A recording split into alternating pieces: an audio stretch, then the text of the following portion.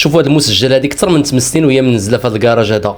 شنو بان لك الا قلت لك باللي بهذه المسجلات ممكن انك تصنع اونبلي للتليفون ديالك يخدم بشكل لاسلكي يعني بلا خيط؟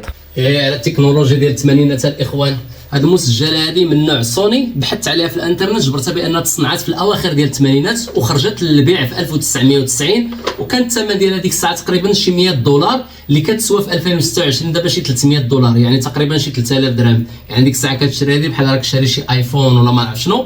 فيها دوبل كاسيت، فيها الريكورد كتسجل، وفيها الراديو. المهم هاد المسجله اللي عطى لي واحد السيد كانت منزله عنده في الكراج تقريبا اكثر من 8 سنين، وهي منزله واحد الكراج عامر بالرطوبه. وهذا حنا دابا في 2026 شكون باقي يخدم هادشي كيبان لينا بحال شي ازبال اعزكم الله. دابا الا سولتك انت يعني حنا دابا في 2026 شنو ممكن تستافد من هذه؟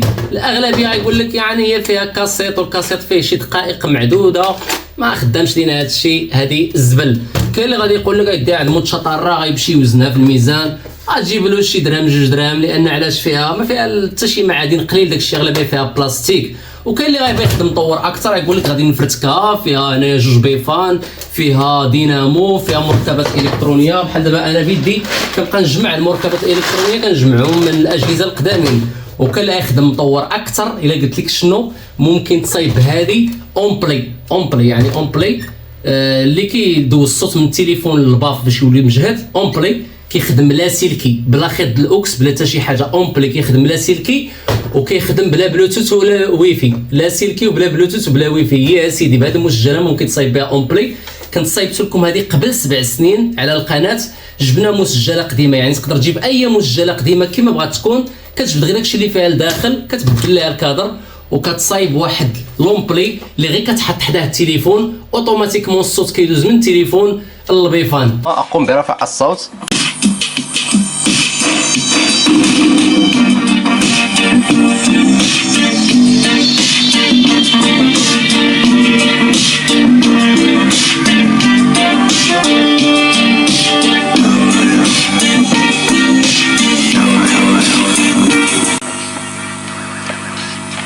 يعني شنو اي مسجله بحال هذه غنجيبوها كنبدلوا لها الكادر، نفس هاد المكونات اللي فيها لداخل، ما كنجيبو حتى شي مكون اخر نشريه من شي بلاصه ولا غير داكشي اللي فيها كنستعملوه وكنصايبو اونبلي كيخدم بشكل لاسلكي. تقدر تخدمو دابا في 2026 كيعطيك الصوت نقي ومجهد، واهم حاجه انه كيتقام عليك باطل لانه حتى شي واحد ما بغى هادشي هذا، لان هادشي كيبان لنا دابا حنايا غير خرده في 2026.